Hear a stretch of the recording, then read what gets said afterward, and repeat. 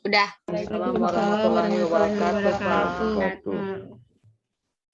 Apa kabar Bapak Ibu, teman-teman semua? Baik, Baik, Pak. Baik. Baik. Ada co-hostnya di sini? Tidak ada, Pak. Tidak ada, kita saja ya. Oke. Boleh kita mulai sudah acara kita? Ya, Pak. Boleh, Pak. Oke. Sekali lagi saya menyapa. Assalamualaikum warahmatullahi wabarakatuh. Selamat pagi, salam sejahtera untuk kita semua. Bapak, Ibu, saudara-saudari, serta Latsar Angkatan 73 ya. Iya, Pak. Ya, Pak. Angkatan 73 kelompok 4 barangkali ya, kalau saya tidak keliru. Iya, Pak. Iya, Iya, Pak. Pak. Alhamdulillah wa syukrillah wala haula wala quwata illa billah. Gembira sekali rasanya, bahagia sekali rasanya pada hari ini kita dapat bertatap muka walau hanya melalui Zoom meeting ini dengan maksud dan tujuan untuk berbagi, untuk mengisi jadwal pembelajaran adik-adik semua di latihan dasar CPNS Angkatan 73 Kabupaten Parigi Mutong. Ada 10 orang ini, tentu saja di awal kita ingin mempelajari agenda 3, mungkin ada baiknya secara singkat adik-adik, Bapak Ibu, saudara-saudari memperkenalkan diri dulu satu persatu secara cepat, sebut nama dan asal unit kerjanya di mana.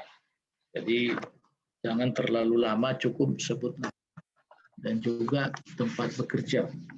Silakan. Mulai dari siapa? Silakan. Spontanitas saja secara berurutan. Silakan. Selamat pagi, Pak. Perkenalkan, nama saya Stefani Marcia Deborah Paat. Saya unit kerja SD Kecil Siwakarya, Kecamatan Sausu, Pak. Terima kasih, Pak. Iya. Sausu ya, Sausu. Iya, Pak. Ya, SD kecil. Oke. Di belakangnya Stefani, silakan. Ya, saya, Pak. Selamat pagi. Nama saya Selviana Kristiana Ruru. Unit kerja saya di SMP Satap Negeri 3 Ongka Malino. Satu atap ya. Iya. Terima kasih banyak Ibu Selviana. Bisa kita berbagi nanti ya. Silakan di belakangnya Bu Selvi, silakan. Saya Pak. Assalamualaikum warahmatullahi wabarakatuh. Nama saya Muhammad Waalaikumsalam. Barudin Yusuf. Ya. Di instansi Dinas Perumahan dan Kawasan Permukiman. Terima kasih Pak. Kabupaten Parigi Mutong ya. Iya Pak. Ya, makasih. Di belakangnya Baharudin. Saya, Pak. Oke. Ya. Silakan. Perkenalkan, nama saya Nimade Suwarniti, instansi Puskesmas Mepangan. Terima kasih, Pak. Iya. Nimade Suwarniti. Iya, Pak. Puskesmas apa? Mepangan. Mepanga. Oke. Terima kasih, Made. Di belakangnya Made Suwarniti. Silakan. Ya, Pak. Perkenalkan, nama saya Yohana Kastiani. Saya dari SD Impres 1 Margapura, Kecamatan Bulano Lambuno. SDN. SD Impres 1 Margapura, Pak. Margapura itu di mana ya? Kecamatan Bulano Lambuno. Oh, Bulano, Lambuno. Oh, banyak kepiting di sana ya? Iya, Pak, banyak sekali. Betul ya? Ya. Terima kasih banyak, Yohana. Di belakang Yohana siapa? Iya. Selamat pagi, Pak. Selamat pagi. Perkenalkan, nama saya Dr. Gigi Dedi Suryanto, unit kerja RSUD Anuntaloko. Anuntaloko dalam kota ini ya, Iya, Pak. Parigi dalam kota ya, Iya. jalan Pak Riza. Trans itu ya. Nah, selanjutnya di belakangnya Dr. Gigi Dedi siapa? Saya Pak. Assalamualaikum Pak. Waalaikumsalam. Nama saya Opi Pradita, instansi SD Impres 1 Lambunu. Lambunu, SD Lambunu. Selanjutnya di belakangnya Opi siapa? Saya Pak,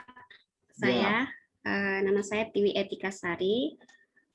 Saya berasal dari instansi SD Impres Lobugio, Kecamatan Mautong. Apa Gio? Lobugio. Lobugio. Oh, Iya. Lobugio. Mautong. Nah, di belakangnya Tiwi. Saya Pak. Ya. Assalamualaikum warahmatullahi wabarakatuh. Perkenalkan nama saya Waalaikumsalam. Randy. Perkenalkan nama Randy. saya Randy Prayono Timpo, instansi Ya. dari SMP Negeri 1 Atap 2 Amtibabo. Ya sudah 2 satap ini. Tadi siapa itu? Ibu Satap juga. Selviana. Ibu Selviana. Ya, semua sudah ya? Ada lagi yang belum? Pak. Siapa? Silakan. Assalamualaikum warahmatullahi wabarakatuh. Perkenalkan, nama saya Nirma Jayanti dari instansi Puskesmas Ongka, Kecamatan Ongka Malino. Ongka, Kecamatan Ongka Malino. Oh, sebentar.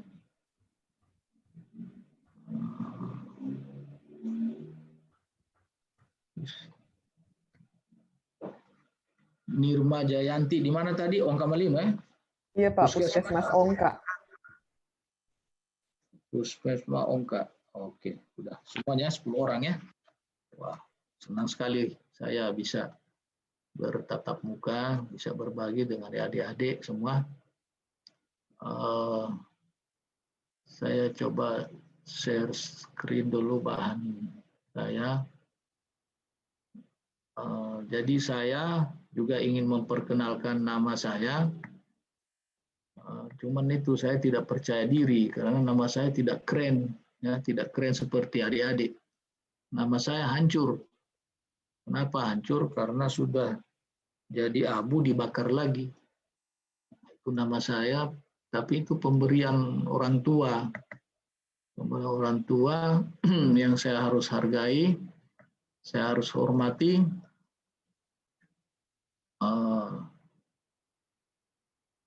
Tentu saja ada berkah, ada hikmah dengan nama yang diberikan oleh orang tua.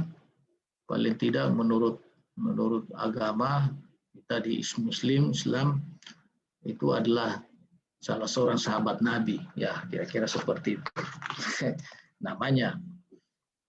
Kelihatan bahan tayang saya, Dek? Kelihatan, Pak. Iya Pak, kelihatan Pak. Kelihatan. Suara saya terdengar jelas? Jelas, Iya Pak, jelas Pak. Ya, saya punya anak 3 orang, putra putri. Kemudian saya bekerja Widya Suara di BPSDM, udah 3 tahun. Saya lahir 63 tahun yang lalu, tapi masih PNS ya. Sebelum di fungsional, saya juga berkecimpung dalam birokrasi. Pernah jadi Kepala Dinas Perindustrian Perdagangan Provinsi Sulawesi Tengah kurang lebih 5 tahun. Pernah juga berkecimpung di dunia pendidikan, baik Kepala Dinas Pendidikan dan Kebudayaan Provinsi Sulawesi Tengah selama kurang lebih 7 tahun ya. Saya selebihnya kurang lebih 15 tahun di Poso, Kabupaten Poso, sebagai pimpinan dinas di sana. Berturut-turut Kepala Dinas Pendidikan dan Pengajaran, sebelumnya adalah Kepala Bawasda, sebelumnya lagi adalah Kepala Dinas Pendapatan, dan sebelumnya adalah Kepala Dinas Perindustrian dan Perdagangan di Kabupaten Poso kurang lebih 15 tahun. Itulah pengalaman di birokrasi. Kemudian ini fungsional, kita bekerja mandiri, tapi enak, nyaman, karena bekerja mandiri seperti ini kita bisa hayati untuk berbagi sebagai fasilitator ya. Jadi bukan mengajar, tapi sebagai fasilitator. Pada materi ini, tentu paling awal saya ingin menyampaikan kepada Bapak, Ibu, adik-adik semua, kenapa kita ada di sini, kenapa adik-adik ada di sini, tidak lain tidak bukan tujuannya adalah untuk membentuk PNS yang profesional, ya, yang memiliki karakter. Itu tujuannya, dengan berbagai keputusan dan undang-undang tentang ASN, maka adik-adik setelah lulus menjadi CPNS beberapa waktu lalu akan dilatih lagi di sini sebagai bagian yang tidak terpisahkan, memberikan PNS yang punya kompetensi yang profesional. Itu harapan kita semua. Ada beberapa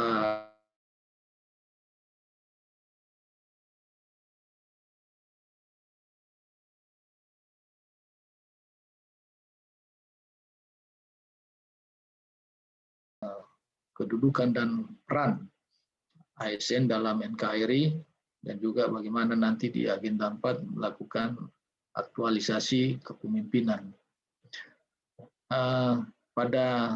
Kita ada beberapa kali pertemuan sebelum nanti melakukan umpan balik. Pertemuan yang pertama adalah saya ingin mengajak diskusi tentang pelayanan publik.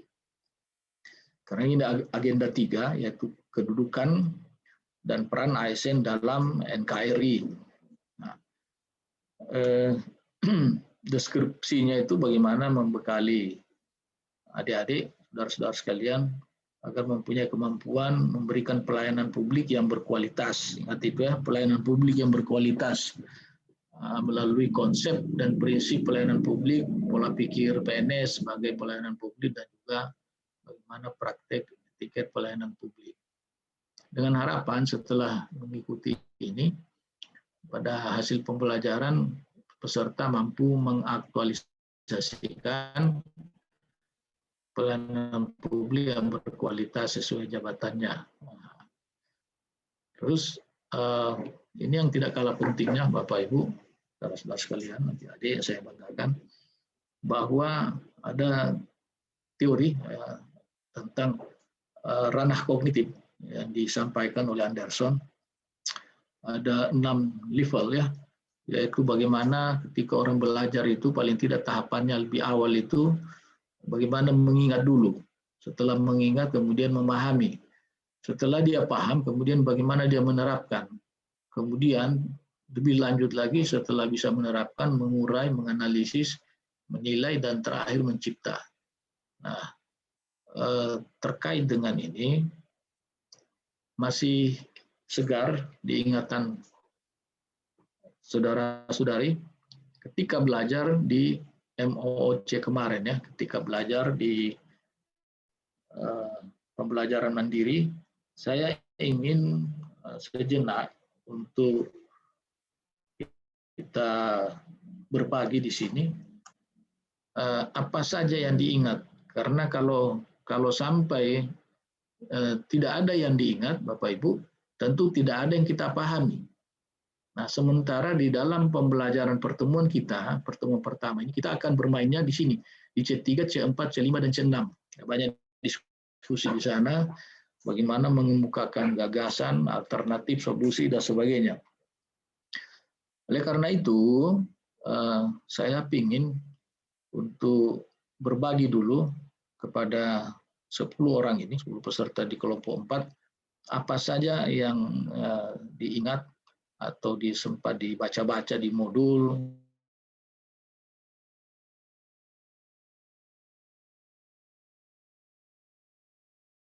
Pertama,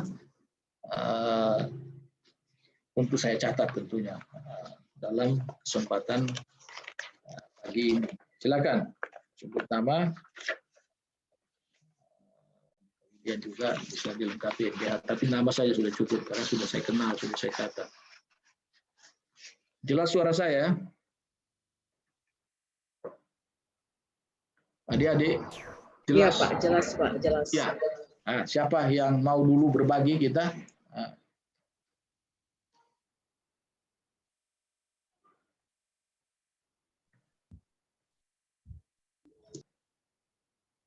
Silakan. Ya, Stefani, silakan. Iya, terima kasih Pak. Kalau saya Pak, semenjak belajar di MOOC, yang saya ingat tentang pelayanan publik itu Pak, bagaimana suatu instansi, baik itu instansi ataupun kita yang sebagai calon pegawai negeri sipil ataupun yang sudah pegawai negeri sipil, itu memberikan pelayanan yang baik, yang dilaksanakan baik di tingkat daerah maupun di tingkat pusat, berupa barang dan jasa, dan dalam pelaksanaan itu semuanya berhubungan dengan peraturan perundang-undangan. Kemudian ada 3 unsur pelayanan publik Pak. Yang pertama itu organisasi penyelenggara pelayanan publik, kemudian yang dilayani dalam hal ini masyarakat atau pelanggan. Kemudian yang ketiga itu Pak, dari pelayanan itu adanya kepuasan yang dilayani Pak. Kemudian yang saya ingat juga Pak tentang yang mana barang publik dan yang mana barang privat. Barang publik itu seperti udara bersih, kemudian jaminan keamanan. Kalau yang barang privat itu Pak seperti rumah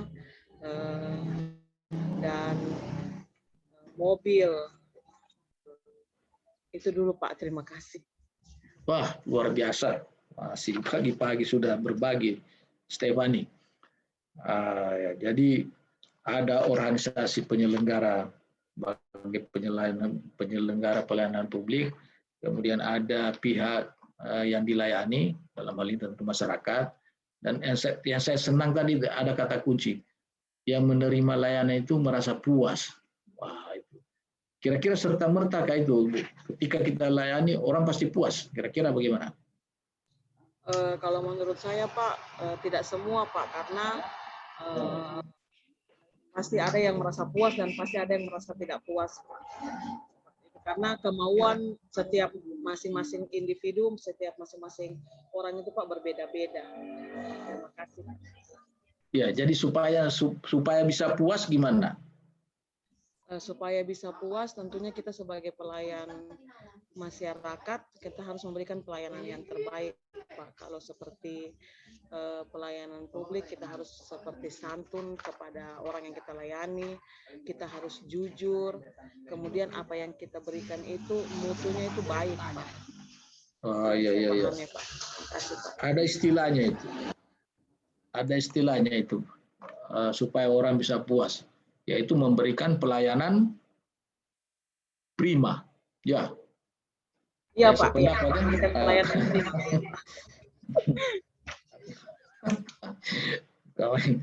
Aduh, mantap. Saya pingin di belakangnya Ibu Stefani.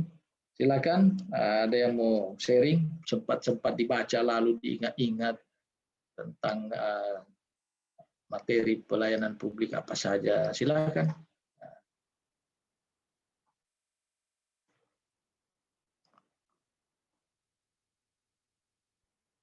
Tentu saja berbagi seperti ini ya punya penilaian juga ya.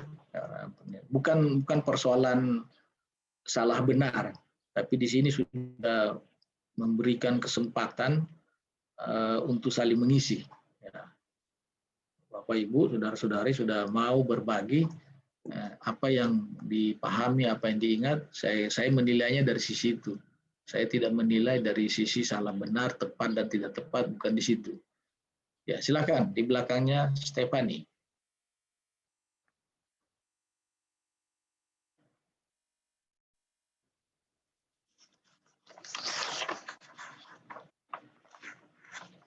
Boleh saya tunjuk saja, ya. Dokter Gigi Dedi Suryanto. Nah, silakan ini. Silakan. Ya, selamat pagi Pak. Terima kasih atas kesempatannya.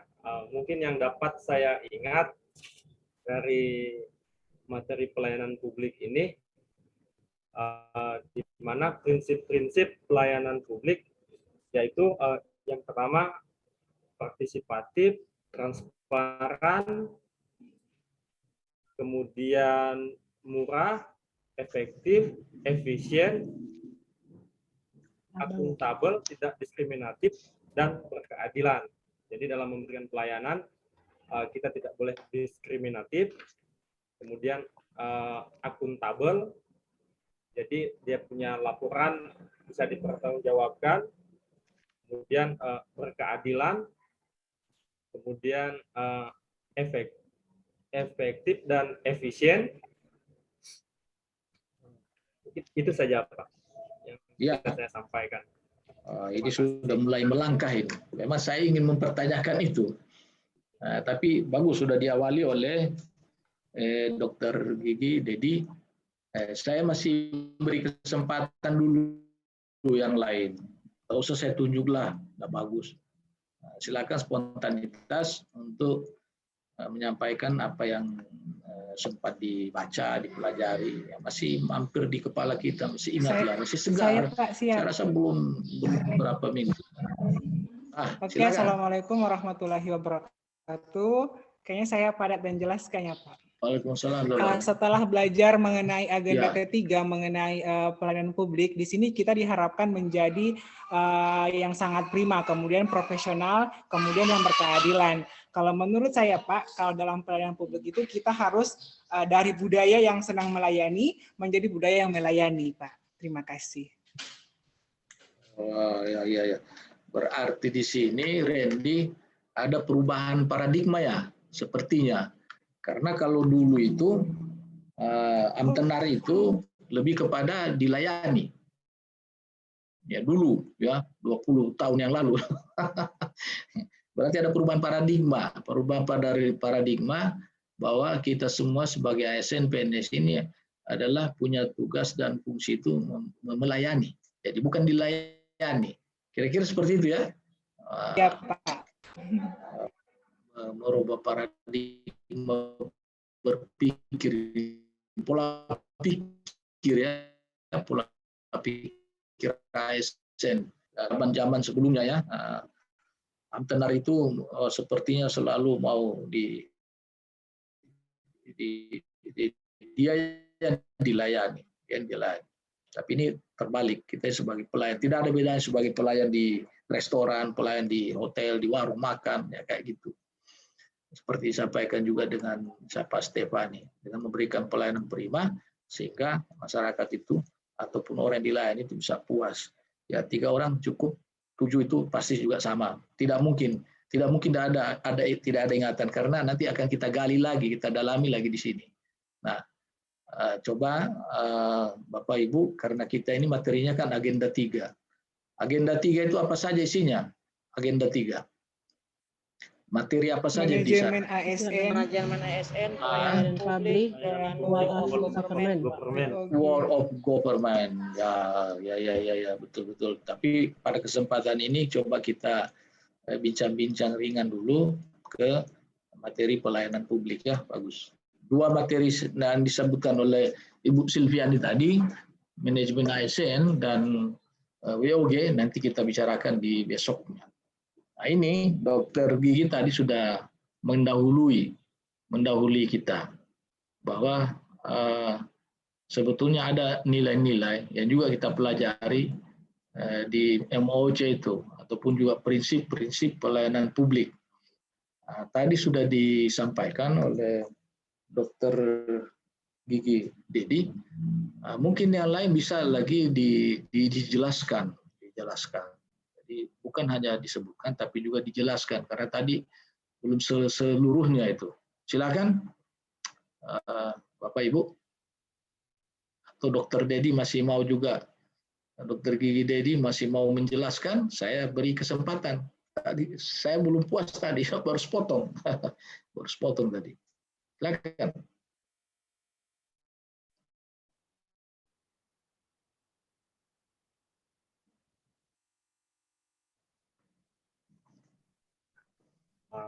Mungkin saya ambil salah satunya Pak. Ya. Pelayanan publik tidak boleh diskriminatif. Nah, artinya kita sebagai pelayan publik dalam memberikan pelayanan tidak boleh membeda-bedakan baik berdasarkan suku, agama, ras, dan budaya. Itu saja, mungkin yang lain boleh ditambahkan.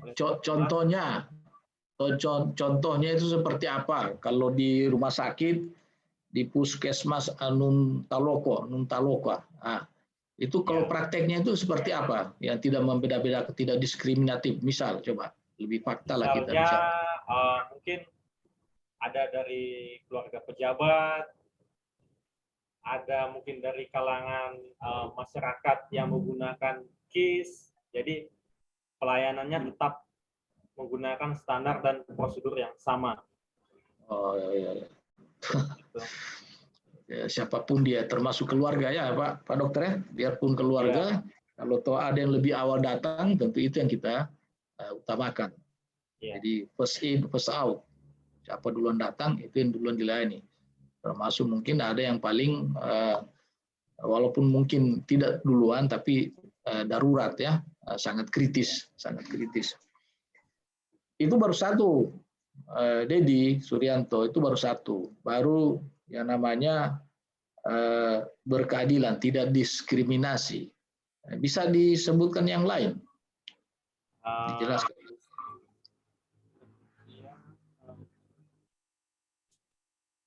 Menyangkut efisien, efektif, dan efisien.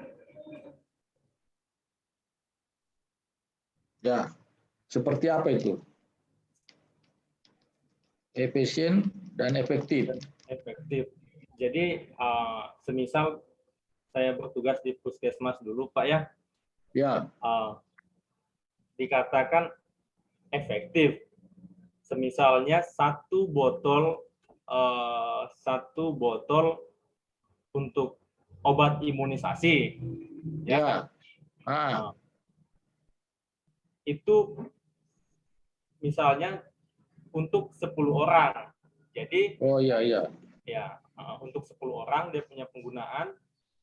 Jadi mungkin obat itu kalau untuk cuma 1 orang yang datang itu efektif tapi tidak efisien. Ya, makanya biasanya diadakan posyandu ketika terkumpul 10 orang, baru kita buka vaksinnya. Jadi divaksin. Jadi itu dia efektif plus efisien. Jadi tidak obatnya tidak terbuang. Oh gitu. Bisa saja Pak Dokter efisien tapi tidak efektif, atau sebaliknya efektif tapi tidak efisien. Bagaimana? Bisa seperti itu juga kan? Iya, bisa Pak. Maksudnya dia seperti saya katakan tadi, satu botol obat itu mungkin kalau cuma 1 yang datang, dia dibuka, dipakai, dia efektif. Tapi yang ketika obatnya sudah dibuka, dia ada batas waktunya, tidak bisa digunakan lagi. Iya, tidak efisien. Itu menurut pengertian saya, Pak. Nah, itu betul sekali kan, sesuai dengan apa yang dilakukan di unit kerja masing-masing. Kalau Yohana Eka, silakan Yohana Eka. Selain daripada efisien efektif, selain apalagi itu? Responsif, Pak. Ya, di mana responsif itu sifatnya itu? Kita, ya gimana Pak? Contohnya ketika seperti apa? Jelaskan. Responsif itu seperti kita merespon, kemudian memberikan tanggapan yang baik kepada masyarakat. Kalau untuk di unit kerja saya, karena khususnya saya guru SD, contohnya ketika ada pengaduan orang tua terkait nilai-nilai anaknya yang mungkin turun atau mulai tidak rendah, ketika mereka mengajukan komplain atau memberikan pertanyaan, saya sebagai guru atau wali kelasnya memberikan tanggapan yang cepat, seperti itu, menjelaskan penyebabnya apa, kemudian sama-sama mencari solusinya. Kemudian partisipatif, yaitu ketika melakukan pelayanan penyelenggaraan, kita juga harus melibatkan masyarakat. Kalau untuk khusus sebagai guru, saya juga melibatkan orang tua siswa ketika memulai proses pembelajaran seperti itu, Pak. Misalnya ketika merencanakan, kayak kita kelas 6, kalau untuk mau ujian sekolah, ujian nasional, pasti kita akan mengadakan les kelas tambahan sesudah jam pembelajarannya sudah dijadwalkan. Nah, itu saya melibatkan juga orang tua, komite untuk ini merencanakan jadwalnya seperti itu. Itu saja, Pak. Jadi ya bagus, berarti ada responsif ya, ada kepekaan ya. Iya, Orang, masyarakat, publik datang mengadu, ya memang terkait dengan kinerja kita. Kalau menurut Yohana tadi, kita hadapi, kita beri penjelasan, bukan malah ngumpet atau melarikan diri atau sembunyi. Iya, Seperti Pak. itu kan? Iya. Tapi ada juga seperti itu, Kak, melari atau diam saja atau lari dari tanggung jawab. Ada seperti itu. Kalau mungkin ada di luar sana, cuma kalau kita sebagai guru, kita kan tidak diperbolehkan untuk seperti itu, karena yang mengetahui tumbuh kembangnya anak-anak, khususnya di sekolah, itu kan kita, Pak.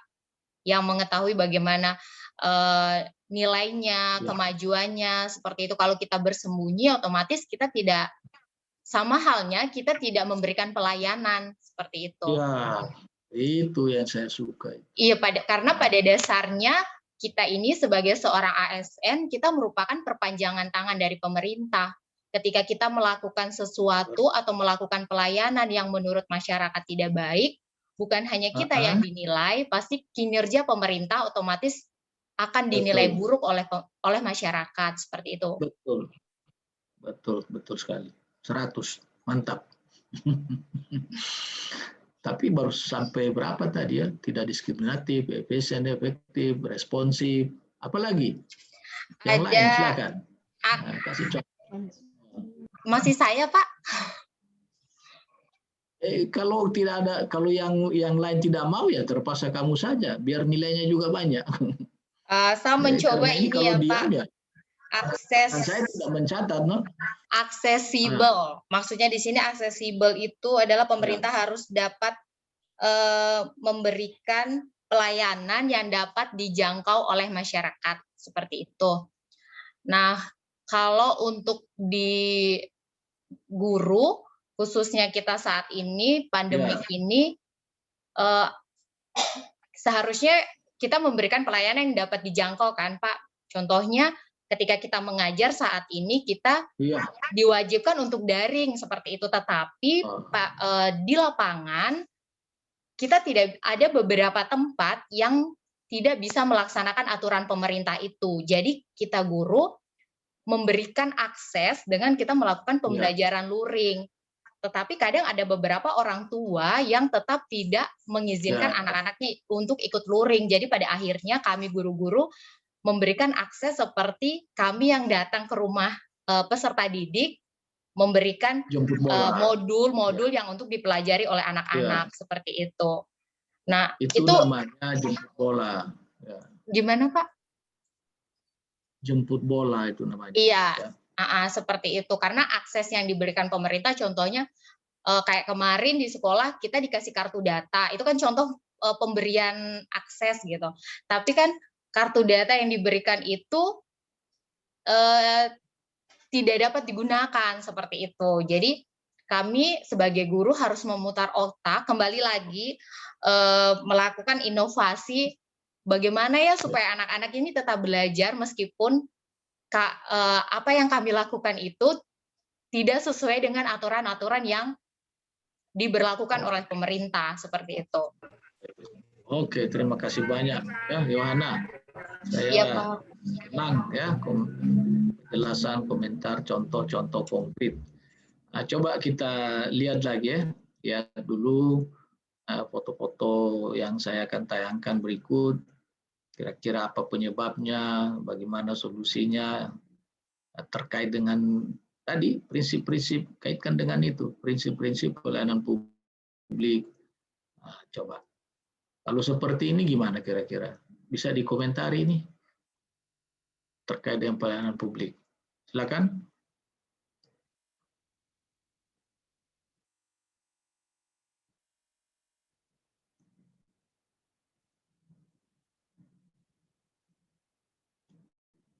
Ya, coba nih Tiwi Etika Sari. Silakan Tiwi. Ya. Ya. Terima kasih. Menurut saya, kalau saya lihat dari gambar ini sepertinya pelayanan publik yang bersifat tidak efisien kayaknya, Pak. Ya. Tidak efektif, karena di situ sudah banyak yang menunggu, tapi ternyata ruangannya masih tutup. Ya. Betul, betul. Nah.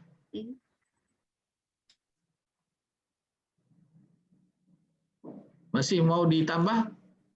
Silakan Nimade Suwartini, makasih Tiwi. Ya. Silakan Nimade.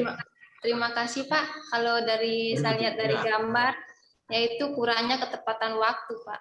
Ketepatan waktu untuk buka praktek kurang. Dan yang kedua, profesional. Tidak profesional dalam melakukan pelayanan publik Pak. Wah, betul-betul. Silakan berikut Nirma Jayanti.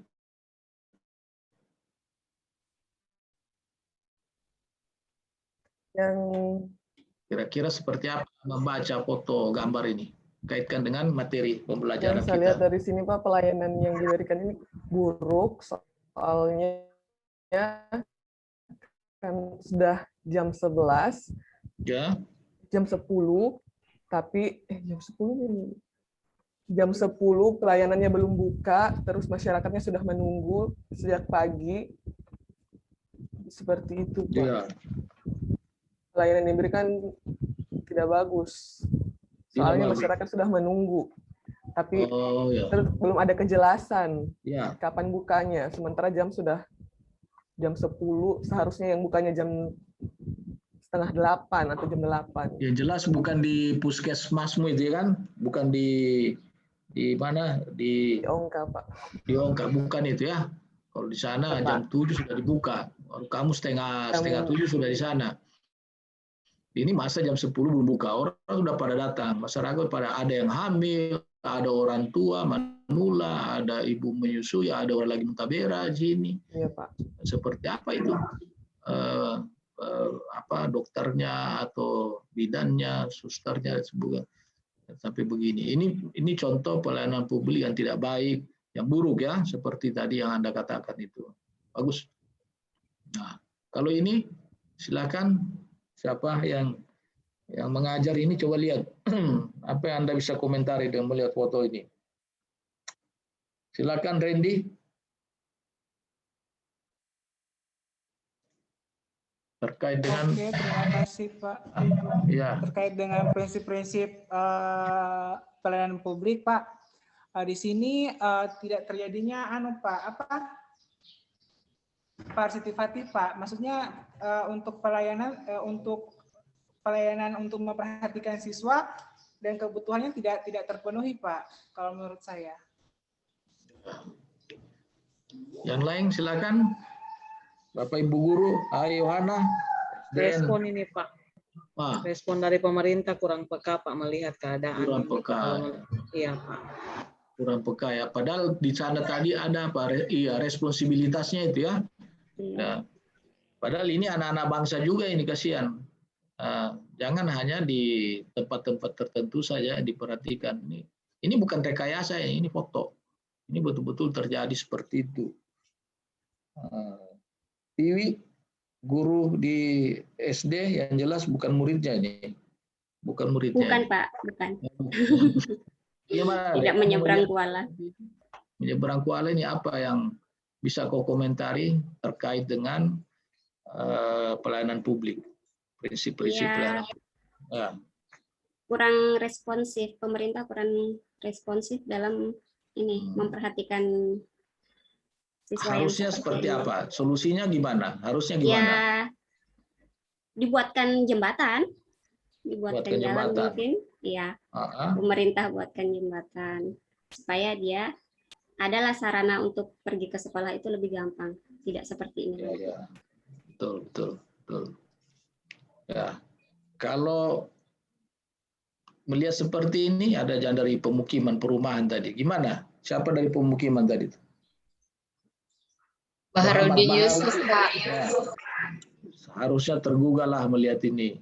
Ya, Anda yang bekerja di bidang itu, mungkin lingkungan, silakan komentari kaitkan dengan pelayanan publik, aspek-aspek pelayanan publik, prinsip-prinsip pelayanan publik.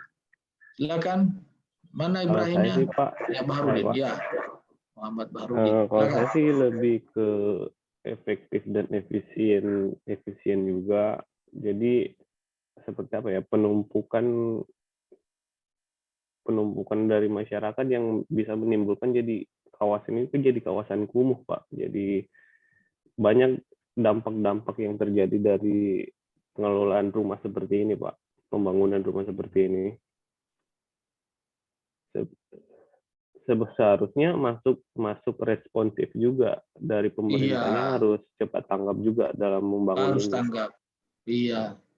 Harus responsif, ya.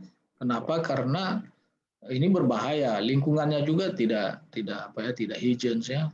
Mandi di sini, buang air di sini, dan sangat berbahaya. Padahal kalau mau sedikit berinovasi karena berorientasi pada pelayanan publik, hanya ada di satu tempat, ya, di Jawa Tengah itu namanya Kampung Warna-Warni. Belum kumuh juga, sama dengan pihak industri cat, promosi juga catnya di sini, jaga lingkungan, malah ini terjadi tempat pariwisata. Dan kalau memang mengedepankan itu namanya kepedulian, memberikan pelayanan prima, ada saja. Kecuali tadi hanya diam, tiarap, tidak mau berinovasi, mungkin dia berpikirkan bukan juga keluarga saya. Padahal sebagai orang yang bekerja di situ, ya, sebagai ASN atau sebagai pejabat, tidak boleh diam. Kan tadi ada yang mengatakan kita harus memberi pelayanan terbaik. Dan seperti itu. Kalau ini gambar apa nih? Ya, pelayanan publik di bidang apa? Ini biasa ya, kalau mau dekat-dekat hari-hari besar keagamaan, pemerintah yang terkoordinasi memberikan apa? Gelar pasar murah, operasi pasar. Karena harga-harga cenderung tinggi, maka pemerintah dengan stakeholder-nya menyampaikan program ini agar supaya masyarakat bisa membeli kebutuhan pokok dengan harga yang murah gitu. Nah, itu juga bagian dari pelayanan publik. Masuk di prinsip apa itu? Kalau seperti itu.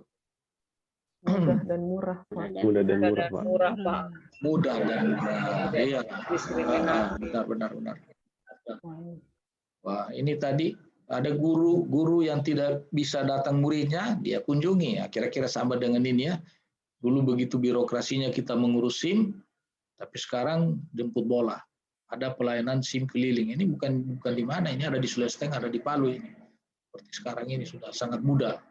Demi sebuah keinginan di pemerintah, yaitu memberikan pelayanan maksimal. Nah, ini juga tidak melihat apa jabatan, apa pangkat, tapi langsung spontan memberikan yang terbaik ya kepada publik. Nah, kata kuncinya di sini juga, kalau di puskesmas itu ada Pak, kalau memberikan pelayanan. Tadi ada menyinggung di awal tadi, dari Yohana, Tiwi, Stefani, bahwa memberi pelayanan harus dengan senyum, ramah, sopan santun, senyum, sopan. Ya, betul. Apapun orang mengklaim, mengkomplain ke kita, saya rasa berilah yang terbaik ya. Jadi bukan hanya sikap, bukan hanya aturan, tapi juga yang simpel saja dengan cara melayani yang baik seperti ini. Ya namanya juga pelayan, Bapak Ibu sudah sampaikan tadi ya. Nah, konsekuensinya di sini, kalau kita tidak memberikan yang terbaik, kepada publik, pada masyarakat, siap-siap untuk dilapor dengan era keterbukaan sekarang ini.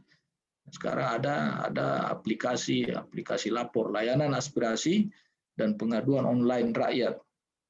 Itu langsung pada saat itu juga kinerja kita terpantau. Puskesmas mana, sekolah mana yang tidak bagus.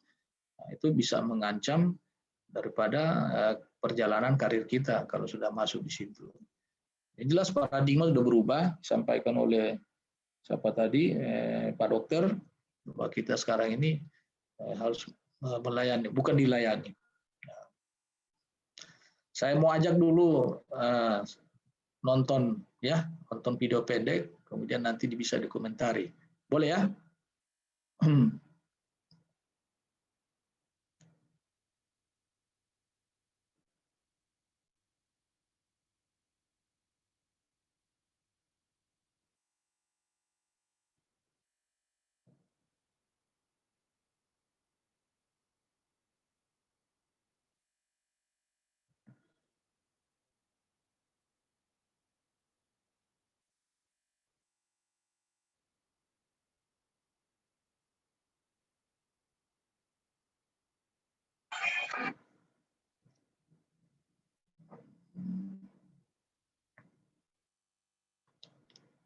Ya, udah nampak.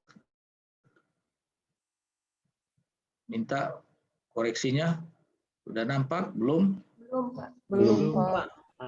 Ini sudah Pak. Ini sudah Pak. Kita nontonnya pendek saja ini.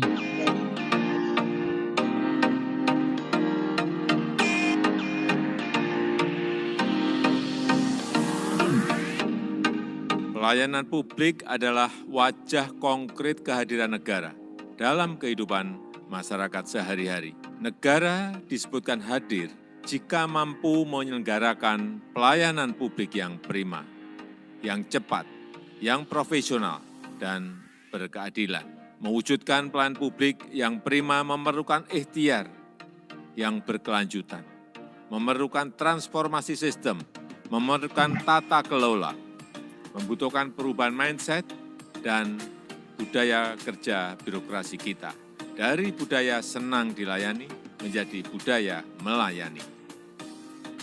Kita juga punya kerja besar untuk mengubah model pelayanan birokrasi yang selama ini kaku, terjebak pada hal yang bersifat prosedural, bersifat administratif, dan menjadi pelayanan publik yang menekankan pada kecepatan, inovatif, berorientasi pada hasil. Sekali lagi, ini sebuah kerja besar kita bersama, memerlukan partisipasi dari seluruh elemen masyarakat dan juga memerlukan pengawasan dari Ombudsman Republik Indonesia, baik berupa input, berupa kritik,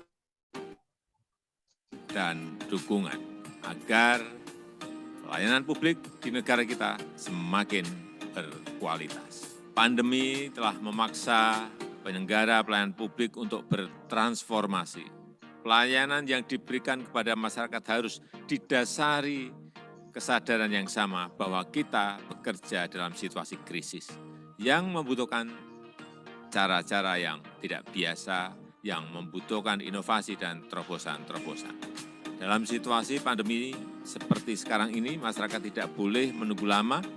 Masyarakat harus mendapatkan pelayanan yang cepat dan efektif sehingga masyarakat terdampak bukan hanya mendapatkan penanganan yang cepat di bidang kesehatan, tetapi juga mendapatkan perlindungan dan bantuan yang juga cepat dari negara agar mereka bisa bertahan dan menjaga kualitas kehidupannya. Karena itu kita harus mampu merubah frekuensi kita dari frekuensi yang normal ke frekuensi yang extraordinary.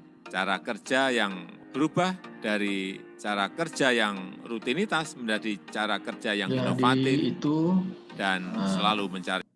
Bapak Ibu, saudara-saudara sekalian, mohon bisa berpartisipasi untuk mengomentari apa yang disampaikan oleh Bapak Presiden ya di video pendek tersebut. Kemudian kaitkan juga dengan pelayanan publik yang sudah berjalan di unit kerja masing-masing, ataupun juga apa harapan-harapan publik di saat sekarang ini. Tadi sudah mulai diskusinya sudah jalan, tapi saya ingin lebih memperdalam lagi lewat tayangan ataupun juga keinginan Bapak Presiden kita, Bapak Joko Widodo. Seperti apa komentarnya? Mari kita dengar secara seksama. Tidak usah saya tunjuk, saya kira kita ini orang dewasa. Ya, silakan Opi. Silakan. Pak, tadi sempat keluar Pak, maaf tadi jaringannya tidak bagus. Jadi sempat tidak terlalu terdengar videonya Pak. Tapi saya akan coba Pak untuk mengomentari. Kalau di instansi saya, jenis pelayanannya saya rasa sudah sesuai harapan Pak, karena kita sebagai guru-guru dan kepala sekolah selalu bekerja sama, bahkan bersama masyarakat juga kita biasanya berkomunikasi langsung untuk bagaimana ke depannya kita mengajak anak-anak yang putus sekolah. Kan ada di sekitar kita itu ada anak-anak yang sudah putus sekolah. Iya. Jadi di situ pihak sekolah bersama guru dan pemerintah setempat bekerja sama mengajak kembali anak-anak itu untuk kembali bersekolah, bagaimana caranya agar mereka kembali lagi bersekolah. Kemudian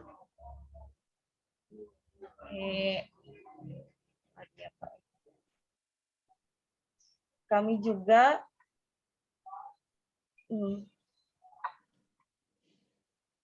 bagaimana ya? Ya, bagus. Caranya itu bagus, faktual di lapangan. Saya senang tuh. Gitu. Iya, Pak. Jadi kadang kalau juga ada siswa yang sampai 3 hari tidak berkabar ke sekolah, kita juga disuruh sama kepala sekolah atau biasanya juga atas inisiatif sendiri datang ke rumah-rumah siswa yang tidak hadir untuk menanyakan langsung kenapa siswa ini ada apa, kenapa tidak hadir di sekolah. Dan kita juga rutin memeriksa selama pembelajaran luring. Kita juga sering memberikan tugas, kemudian selesai langsung diperiksa. Dan ada juga beberapa siswa yang tidak mengerjakan, itu kita tanya ke orang tua bagaimana, kenapa anaknya bisa tidak mengerjakan, apa kalau bisa anak-anaknya jangan dulu dibebani pekerjaan yang biasanya kan anak-anak itu ikut orang tuanya Pak ke tempat kerja. Jadi kita itu biasanya langsung ke rumahnya siswa-siswa itu untuk langsung tanya ke orang tuanya kenapa anaknya tidak ikut belajar. Ya. Seperti itu barangkali Pak. Suka dukanya ya jadi guru di daerah tertentu, daerah jauh ya, daerah terpencil, beda dengan di kota ya, dengan berbagai fasilitas yang cukup memadai.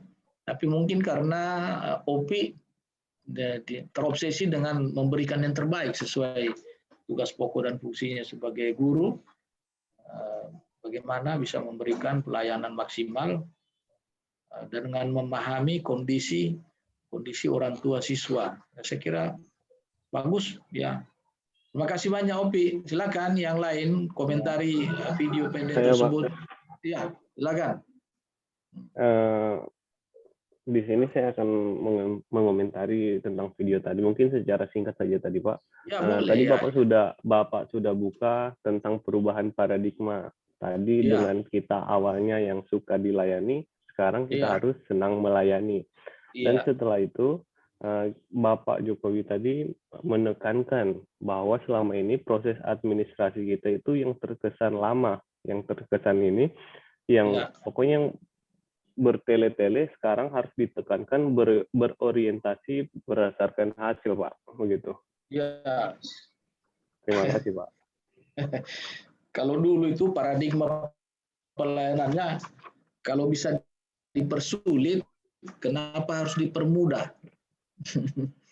Tapi kalau sekarang terbalik ya, kalau bisa dipermudah, kenapa harus dipersulit? Begitu Kak? Ya. Pendapat ya. Jadi memang sangat beda, paradigmanya beda. Luar biasa tadi yang disampaikan oleh Pak Rudin, walaupun singkat, saya memberikan apresiasi. Terima kasih banyak. Selanjutnya yang lain, silakan Yohana. Yohana dari tadi nih mau bicara ini. Iya Pak, saya ingin mengomentari. Apakah jenis pelayanan publik di unit kerja saudara telah berjalan sesuai dengan harapan publik? Kalau untuk hal ini, kalau saya secara pribadi, saya tidak bisa mengatakan bahwa sudah sesuai dengan harapan publik, karena ada beberapa kebijakan pemerintah itu yang justru membuat kami sebagai pelayan ini bingung apa yang harus kami lakukan, seperti itu. Contohnya ketika kemarin pembelajaran daring, pemerintah mengeluarkan peraturan bahwa harus melaksanakan kegiatan pembelajaran secara daring. Sementara publik atau masyarakat yang kami layani, mereka menginginkan bahwa pembelajaran itu dilaksanakan secara tatap muka, karena ada beberapa hal, misalnya karena mereka malas. Memang di tempat kerja saya banyak orang tua yang merasa terbebani ketika mereka harus mendampingi anak-anaknya melakukan pembelajaran daring, seperti itu. Jadi ada beberapa yang menurut saya tidak sesuai dengan harapan publik pada saat kami melakukan pelayanan seperti itu. Karena kadang ada masyarakat yang tidak open minded begitu Pak. Maksudnya padahal pendidikan ini kan bukan hanya kita guru gitu loh yang mencerdaskan ini, tidak. Padahal pendidikan itu kan masyarakat, kemudian orang tua, pemerintah, itu kan harus bekerja sama seperti itu. Tapi kadang masyarakat tidak memahami hal itu. Jadi pelayanan-pelayanan yang kita berikan menurut mereka tidak maksimal. Kalau di tempat unit kerja saya seperti itu sih Pak. Saya tidak bisa mengatakan bahwa sesuai dengan harapan publik, karena kita juga sebagai pelayan terbentur dengan aturan-aturan yang dibuat oleh pemerintah. Bahkan ada satu aturan yang mengatakan bahwa ketika kami melakukan tatap muka, itu kami akan mendapatkan seperti ada konsekuensinya. Tetapi sementara kami ini harus memberikan seperti tadi, memberikan pelayanan yang prima, jangan kaku, jangan terjebak pada administrasi. Ya, kami sebagai pelayan ini bingung, kami mengikuti apa yang dikatakan Pak Jokowi atau kami mengikuti apa yang diinginkan oleh masyarakat, seperti itu Pak. Kalau untuk strategi dan upaya yang kami lakukan di sana, yaitu kembali lagi seperti kami melibatkan masyarakat untuk berpartisipasi, merencanakan apa sih yang baiknya yang harus kami lakukan untuk pelaksanaan pembelajaran ini menjadi lebih baik, efektif, efisien. Kami melakukan tukar pendapat dengan masyarakat seperti itu Pak. Itu saja sih Pak. Terima kasih Pak. Terima kasih banyak. Wah, luar biasa nih Yohana ini. Silakan yang lain bisa berpartisipasi. Iya. Randy. Saya Pak, apakah di unit kerja itu sudah memenuhi harapan publik? Kalau seperti saya Pak, di unit kerja saya di SDK Kecil Siwakarya di Sausu, di Desa Pakareme. Sampai sekarang kami masih, menurut kami sudah memenuhi harapan publik karena adanya transparan Pak. Contohnya kemarin kami, jujur saja Pak, sekolah kami terbatas lahannya. Ketika dapat bantuan bangunan dari pemerintah, kami bingung karena kami sekolah kecil, bagaimana caranya kami memenuhi bisa beli tanah. Dan ketika kami transparan ke masyarakat, ke orang tua, komite, kepala dusun, akhirnya kepala desa bertindak dan bahwa semua masyarakat harus kumpul uang untuk desa itu, untuk sekolah itu, walaupun tidak ada anaknya yang bersekolah. Itu terjadi karena adanya transparansi kami ke masyarakat, Pak. Di luar orang tua, siswa. Kemudian kalau pembelajaran memang kami terbatas karena tidak ada jaringan komunikasi yang baik. Jangankan internet, telepon saja tidak ada, dan kami luring. Kalau seperti Ibu Yohana bilang tadi, ada orang tua yang tidak memahami, memang benar Pak. Ada orang tua yang berpikir bahwa anaknya libur, jadi biar ke kebun dibawa. Jadi strategi yang kami lakukan ialah sebelum orang tuanya berangkat ke kebun, kami duluan di rumahnya orang tua Pak. Kami hadir, kemudian anak-anak yang orang tuanya susah untuk dampingi karena memang tingkat pendidikan orang tua rendah, kami buat kelompok 2-3 orang agar di rumah orang tua yang bisa mendampingi, di situ kami taruh kelompoknya Pak. Nah seperti itu, terima kasih Pak. Luar biasa ya dari Randy, Yohana. Silakan Stefani mau berbagi. Saya tadi itu Pak Stefani, bukan Randy Pak. Oh iya. Silakan. Randy, silakan Randy. Bisa. Sudah Stefani, sudah Yohana. Randy bisa berbagi. Iya bisa Pak. Oke, terima kasih. Mengenai tentang pidato Presiden tadi, di sini kita dituntut untuk memperhatikan aspirasi dan kebutuhan dan harapan dari masyarakat. Nah, kalau untuk pelayanan di sekolah saya, Pak, saya pernah karena mungkin ditiadakan, jadi ganti dengan ujian daring, saya harus memakai OPD. OPD datang ke rumah siswa masing-masing, jumlah 30 siswa, saya harus datang ke 30 rumah, Pak. Itu pelayanan yang luar biasa menurut saya, Pak. Iya, benar. Kemudian itu tadi mengenai juga sebagai wali kelas, kita dituntut untuk menjadi membuat rapor dari 30 siswa kan, berarti membuat rapor. Kemudian kita datang lagi ke rumah siswa, membawa lagi itu rapor untuk ditandatangani oleh orang tua, Pak. Itu luar biasa menurut saya, Pak. Pelayanan yang luar biasa menurut saya, Pak. Itu saja, Pak. Terima kasih. Bukan cuma menurut kamu yang luar biasa, saya pun menyimak, mendengarkan penuturanmu itu, Randy. Memang kau memberikan pelayanan terbaik yang luar biasa sesuai dengan situasi dan kondisi. Tentu kalau kita bicara situasi kondisi itu beda di desa, di kota, kecamatan, di kota, kabupaten, apalagi di kota provinsi, apalagi di ibu kota negara ya, dengan fasilitas yang luar biasa. Tapi yang kita harus garis bawahi apa yang disampaikan oleh Bapak Presiden kita ini itu sangat bagus, bahwa prinsip memberikan pelayanan itu janganlah kaku. Sesuaikanlah dengan situasi dan kondisi. Sepanjang kita mau selalu memberikan yang terbaik, kan ada orang mengatakan di mana ada kemauan, di situ ada jalan. Terbuka wawasan pikiran kita, yang terbaik itu begini loh caranya. Nah, jangan begitu ada hambatan, nah kita sudah berhenti. Karena memang Indonesia ini sangat kaya, negara 1000 pulau, beragam budaya, dibatasi oleh laut dan air.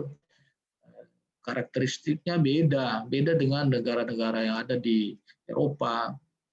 Kita ini betul-betul sangat unik ya, sehingga pendekatan pelayanan publik juga memang disesuaikan dengan kondisi. Tetapi pada prinsip di sini memang tidak boleh kaku. Ada perubahan paradigma yang sangat khas di zaman sekarang ini. Kalau bisa kita berikan terbaik, kita bisa memberikan yang tercepat, kenapa harus kita persulit, kenapa harus dilambat-lambatin. Kira-kira seperti itu, jangan kaku. Tinggal bagaimana berinovasi sesuai dengan kondisi kita, termasuk Randy tadi, banyak sekali inovasinya. Kalau sudah berhenti berinovasi, maka kita terperangkap, kita perkerangkap dengan segala keterbatasan. Boleh jadi kita bersandar pada keterbatasan kita. Kalau kita tidak bisa maksimal karena kondisinya seperti itu. Orang cerdas ASN, PNS yang cerdas tidak seperti itu. Harapan kita, harapan Bapak Presiden, jangan kaku, memang dimaklumi. Ini begitu banyak penduduk Indonesia kan tidak serta-merta kita berikan pelayanan yang sesuai dengan keinginan mereka ya secara serta-merta, tapi secara pelan-pelan kita, Anda, saya, semua ini harus menyadari itu. Prinsip-prinsipnya tadi menjadi pegangan itu. Kemudian tadi ada juga langkah strategi yang sudah disampaikan oleh Bapak Ibu, saudara-saudara sekalian. Saya senang sekali itu. Inilah cikal bakal generasi-generasi pelanjut yang berkualitas ke depan. Anda juga didapatkan dari rekrut yang sangat aneh, sangat betul-betul sangat bisa dipertanggungjawabkan, bukan model rekrut CPNS ketika beberapa puluh tahun yang lalu ya, masih pakai nota, kata belece, kedekatan. Anda ini betul-betul kemampuan otak dan atas berkat dari yang Maha Kuasa sana, sehingga Anda lulus. Tidak ada nota dari siapa, notanya dari Allah Subhanahu Wa Taala, nota dari Tuhan yang Maha Kuasa. Makanya kualitasnya juga bisa kita jamin. Tapi masih tanda tanya juga. Karena apa? Karena orang yang profesional itu punya kompetensi yang mumpuni. Kompetensinya dari segi knowledge. Anda punya knowledge, punya pengetahuan. Karena sekolah, satu. Ya. Kemudian punya skill. Di mana ditahu punya skill? Ya, dia sekolahnya memang khusus bidang guru. Jangan ditanya kalau soal belajar mengajar, ahlinya itu. Soal kesehatan, ya dia sekolahnya bidang kesehatan, skillnya pasti. Ada dokter, ya, ada bidan, suster. Tapi yang satu, minta maaf, yang namanya attitude, sikap, perilaku, itu masih tanda tanya besar. Karena banyak orang pendidikannya tinggi, sikap perilakunya itu dipertanyakan. Nah, itu sebabnya Anda mengikuti Latsar ini, yang boleh dikata lebih banyak menyentuh ke situ. Lebih banyak menyentuh ke sikap perilaku di latihan dasar inilah. Mudah-mudahan namanya juga dasar berarti awal ya. Pertama kali Anda menampakkan kaki di dunia birokrasi, mudah-mudahan ini bisa memberikan andil ke depan. Negara ini memang kaya, tapi kalau dikelola dengan orang-orang yang tidak maksimal, pelayan-pelayan masyarakat tidak maksimal, tetap saja kita kalah dengan negara-negara maju lainnya padahal tidak punya sumber daya alam kayak Jepang gitu ya. Jepang itu punya apa dia? Bahan baku sebagian besar dari kita. Tapi otaknya memang luar biasa karena kemauan memberikan pelayanan pada masyarakatnya dengan kesulitan alam, tsunami, bencana. Dia tidak pernah meninggalkan daerahnya, negaranya. Kita kaya. Nah, lewat Bapak Ibu, adik-adik, di Latsar ini robalah paradigmanya juta di belakang Anda itu ketika mau memasuki dunia birokrasi ini, tapi Anda lah termasuk yang beruntung. Nah, manfaatkan ini, keberuntungan ini, karena masih panjang perjalanan. Ya, kita ditempatkan di mana saja. Ini agenda 3. Agenda 3 itu apa namanya? Apa namanya agenda 3? Jangan cuma sebut namanya, tapi ada namanya itu. Kalau agenda 2 namanya nilai dasar ASN. Kalau agenda 3 apa namanya? Randy.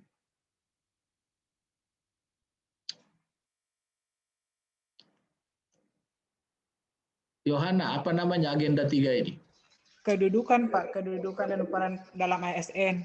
Kedudukan dan peran ASN.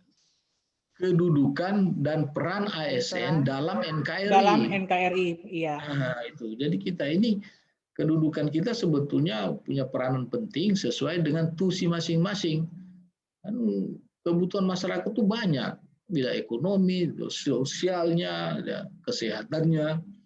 Tapi kita, Anda semua punya kedudukan peran sebagai guru, ya punya kontribusi untuk memanusiakan manusia, mencerdaskan kehidupan bangsa.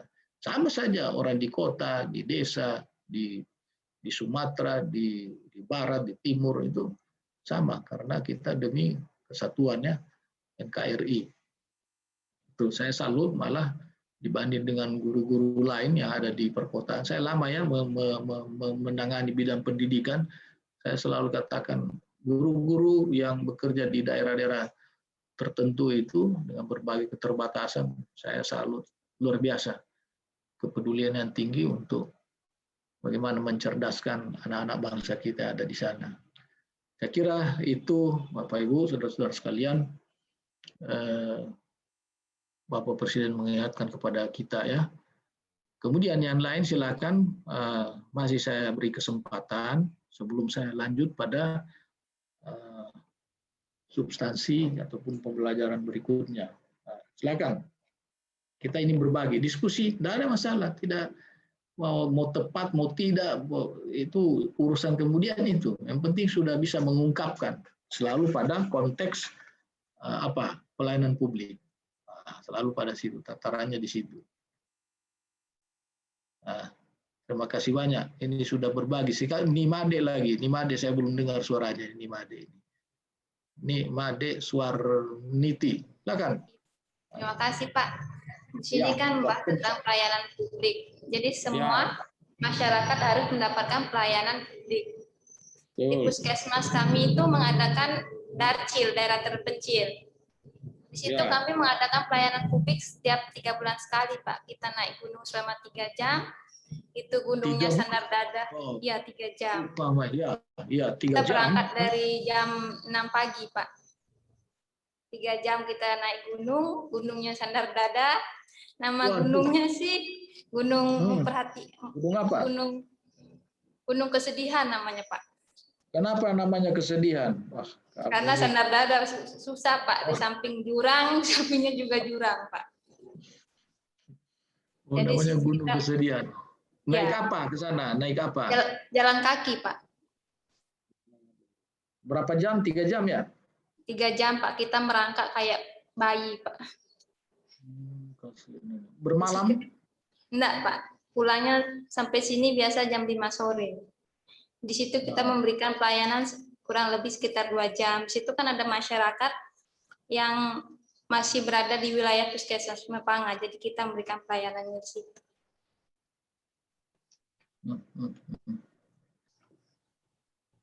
Mau mencari orang-orang seperti Nimade Suarniti, sebab kalau saya tidak sanggup. Soalnya umur saya 63, panjat gunung tidak bisa. Tidak bisa panjat gunung. Kalau Nimade Suarniti masih mampu panjat gunung. Umur berapakah sekarang kamu? Umur 26, Pak. Oh, 26. Kalau saya kebalikannya. Saya 62, malah lebih 1 tahun, 63. Jadi cuma gunung yang panjat saya. Kalau kamu panjat gunung, masih bisa. Sandar Dada pengertiannya gimana itu? Maksudnya gimana itu? Sandar Dada itu, iya Pak, kayak bagaimana ya? Dada kita itu kayak menyatu dengan tanah. Lutut ketemu dada. Iya. Oh iya. Nanti kalau turunnya kita merosot, Pak. Aduh. Ini dilakukan demi apa? Sebetulnya demi apa ini? Demi apa? Kaitkan dengan ini, materi ini. Untuk memenuhi pelayanan masyarakat yang ada di gunung itu, Pak. Kita kan setiap 3 bulan mengecek kesehatannya orang yang di atas, Pak. Sekalian membawa obat, apa semua. Kalau dilihat Nimade Suarniti, tadi dokter gigi kita tadi sudah menyampaikan beberapa poin-poinnya, prinsip-prinsip pelayanan publik. Nah, kalau yang Anda lakukan itu termasuk di prinsip apa itu? Kesamaan hak, Pak. Kan sama-sama mempunyai hak untuk mendapatkan pelayanan. Kesamaan hak ya. Ya. Kesamaan hak. Ya. Jadi tidak membeda-bedakan ya. Iya, Pak. Mereka tidak bisa datang, Anda sebagai petugas kesehatan mengunjungi. Saya apresiasi sekali Nimade Suarniti. Tapi 1 tahun 1 kali kan? Gimana? 3 bulan sekali, Pak. 3 bulan, saya kira 1 tahun 1 kali. Enggak, 3 bulan sekali. Tapi memang mereka ini tidak pernah atau jarang datang ke puskesmasnya. Biasanya orang itu tidak pernah turun, Pak. Cuma di gunung saja. Paling cuma 1 orang saja yang turun, Pak, cari makanan. Jadi kalau sakit gimana? Kalau mereka sakit? Kalau sakit kan ada 1 orang yang turun, ada bidan desanya di situ. 1 orang yang turun mintakan obat, Pak. Saya salut ya. Salam sama kepala puskesmasnya di sana. Siapa namanya? Bapak apa Ibu? Ibu Hartini, Pak. Wah, itu Ibu Hartini. Mudah-mudahan juga kamu besok lusa jadi kepala puskesmas juga nanti seperti itu. Tentu kebijakan pelayanan ini dari pimpinan organisasinya ya, didukung oleh Anda semua sebagai staf di sana. Siapa mau berbagi lagi? Saya tentu dasarnya dari inspirasi dari video pendek tadi itu ya. Kita jangan kaku, sesuaikan dengan kondisi kita, banyak berinovasi, merubah cara-cara kerja yang rutinitas, tapi bagaimana dengan cara-cara kerja yang lebih inovatif. Saya kira itu arahan Bapak Presiden. Silakan di belakangnya. Saya, Pak. Siapa? Ya, Silviani. Iya, Ya, coba mau didengar juga ini Silviani punya pengalaman ini. Iya. Berdasarkan tadi kan video Bapak Presiden ingatkan kita kan dalam pelayanan publik supaya tidak kaku. Nah, di sekolahku, di unit kerjanya saya di SMP Satap 3 Ongkamalino, khususnya dalam menghadapi situasi sekarang, pembelajaran di tengah pandemi, ada beberapa kali kita merubah sistem pembelajarannya karena untuk memenuhi harapan dari publik. Iya. Untuk daring tidak bisa karena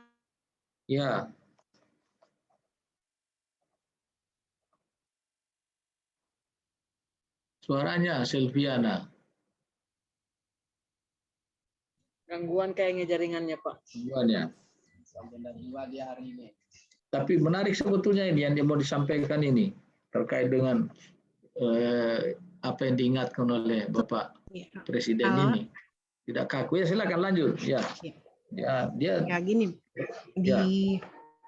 Di sekolahku waktu diberikan modul ternyata setelah dievaluasi hasilnya tidak terlalu seperti yang diharapkan oleh publik, yang mana diharapkan masyarakat bahwa anak-anak ketika mereka bawa ke SMP, ke sekolah, menerima pembelajaran yang benar-benar ada ilmu yang didapatkan dan pembentukan dari karakter yang didapatkan. Tapi ternyata tidak berjalan baik karena hanya lewat modul, anak-anak pun tidak paham. Kemudian kita ubah lagi. Jadi pembelajaran tatap muka di sekolah dengan bergantian, begitu. Dan berarti menyesuaikannya. Iya, dan ini buktinya sekolah kami mendapat kepercayaan, katanya Satap 3 Ongkamalino itu adalah satap besar di Ongkamalino karena dia memiliki rombelnya 6 rombel. Luar biasa, ya, luar biasa. Iya, Pak. Itu karena tadi berangkat dari inovasi ya dalam memberikan pelayanan.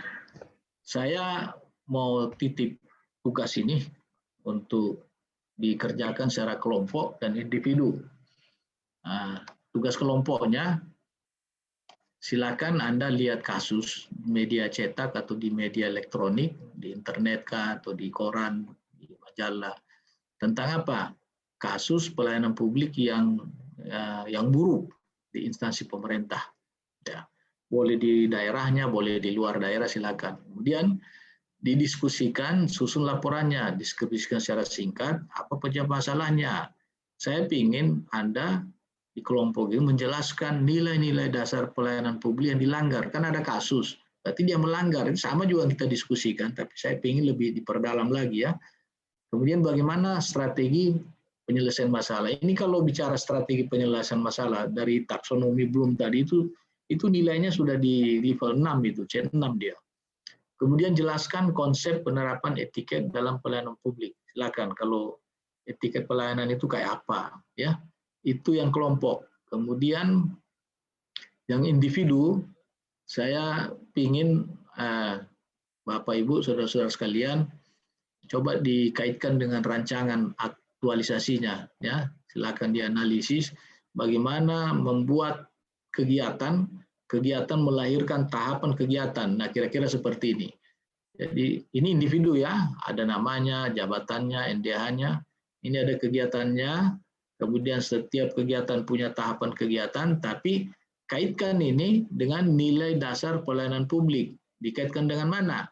Dikaitkan dengan kegiatan. Ya, dikaitkan dengan kegiatan.